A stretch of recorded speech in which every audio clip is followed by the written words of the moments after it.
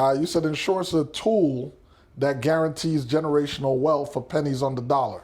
Break that down for us. Yeah, yeah. So I mean, in fact, cause we'll start there because we might spend a bulk of our time there, especially now what's going on, right? You know, we've gone through these past couple of years with this COVID stuff, right?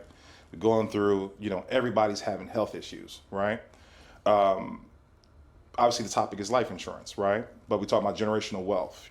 Most individuals in our community, we don't really think about the life insurance until it's too late, right? The important part about it is that you want to be able to get it while you're young, right? And I'll give a prime example. I start from the genesis. I'll give you my story, right? Okay. So my story, I'm the first son in the U.S. of an immigrant.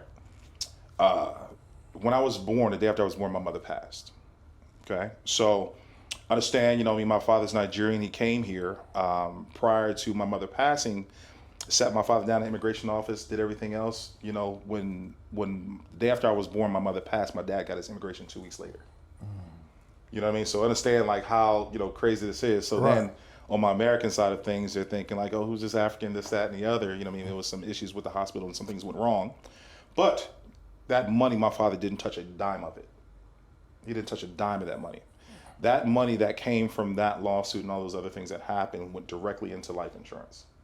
Didn't touch a dime of it, right? So that's the important thing that we got to think about sometimes. One major thing. So people needing a life insurance. One, the person who gets the life insurance, you have to understand you're mourning.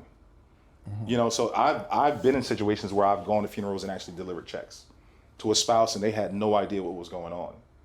I've delivered the check and it was like, yeah, my husband set this up or my wife set this up.